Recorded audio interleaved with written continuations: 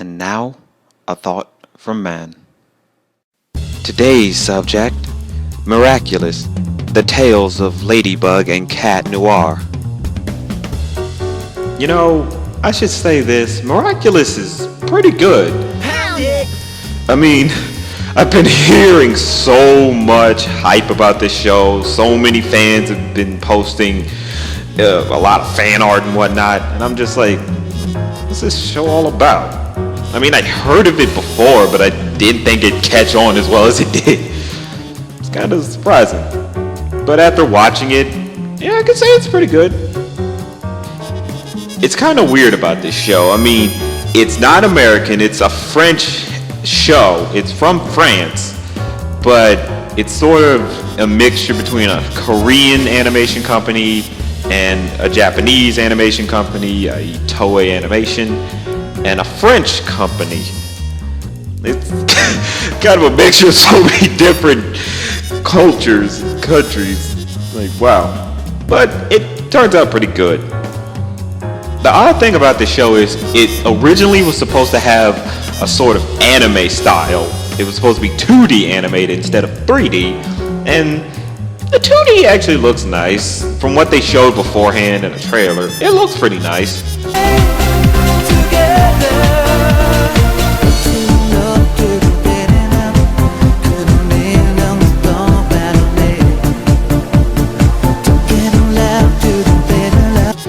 But after watching the first episode in 3D, I have to say, I like the 3D better. I feel like with the 2D anime style, it probably wasn't gonna get as many people on board. A lot of people, I'm pretty sure, would have just knocked it off as, oh, it's a kid anime, and they would have left it alone. Whereas with the 3D, you probably could pull in more American audiences and whatnot, versus just getting some anime fans. So, yeah, I think 3D was the better route. Hell, some of the things they do in 3D look pretty cool.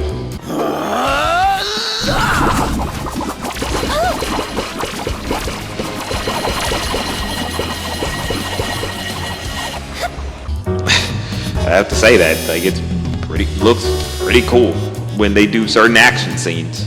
The thing about this show is it was already out in like Korea, but it was dubbed, and I'm like, I'm not really gonna watch this yet. I'll wait for it to get dubbed in English, then I'll pay attention to it. I like the setting. It takes place in France, so, you know, it makes sense. It's from a guy who's from France, so why not? And that's always cool to be in a different location versus what you're always used to. The guy who made it, Thomas Ostruck, probably butchered that name, he worked on previous shows like Code Lyoko and Totally Spies, and some of it kind of shows here. It's definitely a good resume. I mean, his style definitely comes out with this show. You kind of see it here. This mailbox won't budge. Ring the doorbell. Are you kidding? What if Adrian answers a... Yes?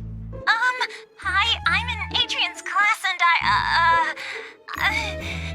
did I already say that? Put it in the box. The characters, they're pretty cool. I like them just fine. Marionette is the protagonist. She's Ladybug. That's her superhero alter ego. And she's a nice girl. She's, you know, just like every average girl you've seen in a cartoon, or teenage girl you've seen in a cartoon, and that's fine, Her main thing is she's shy around this one boy she likes named Adrian, and onto him, he's actually Cat Noir. And it's kind of weird how that dynamic works. She's shy around Adrian. I wanted to, gift you a make. I mean, gift you a gift I made. But when she's Ladybug and around Cat Noir, it's just fine. She's still just as confident. If anything, she gains a little more confidence when she's Ladybug. Looks like I made it just in time. I had it under control. But thanks. And it's kind of odd with Cat Noir. He doesn't really notice Marionette when he's Adrian. but he loves flirting with Ladybug.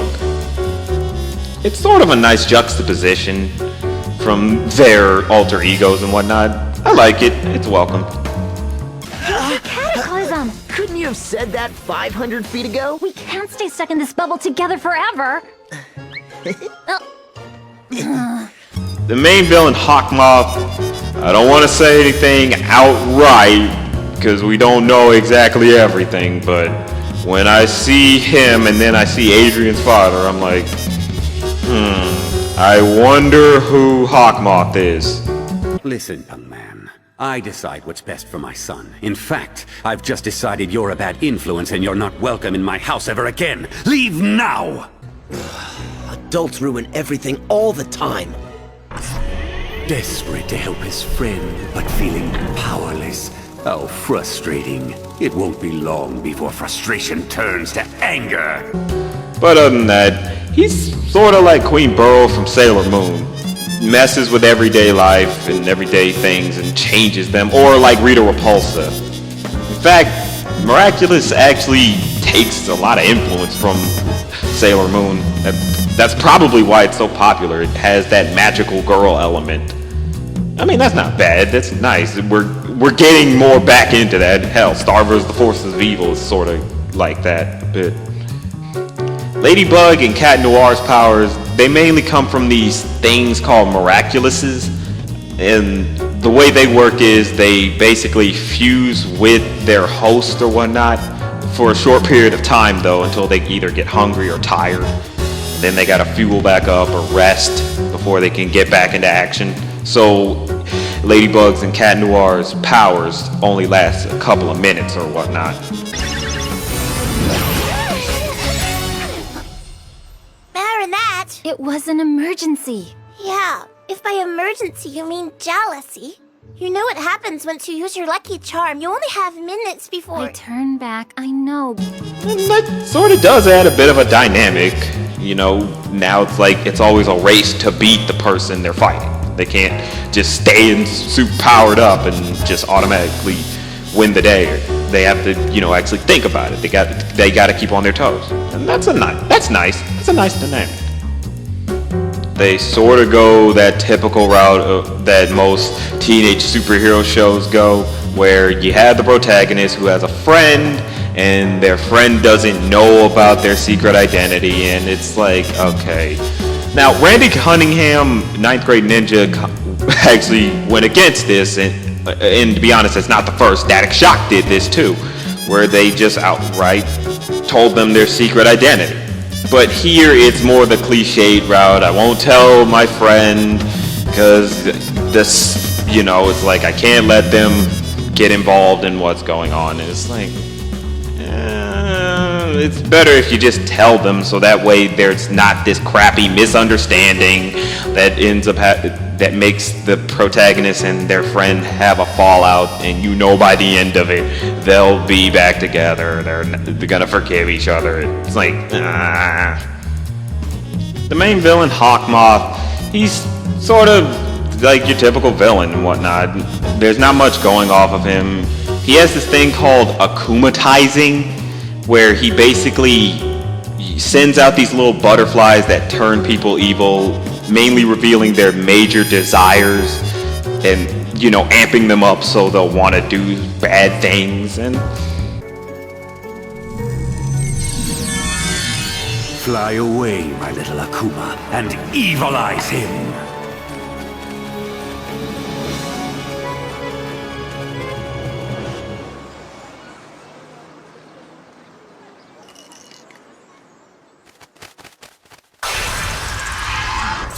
Hawkmoth is my name, and Bubbler is now yours. I will help you with these horrid adults, and all you have to do in return is help me get something from Ladybug and Cat Noir. Yes, Hawkmoth.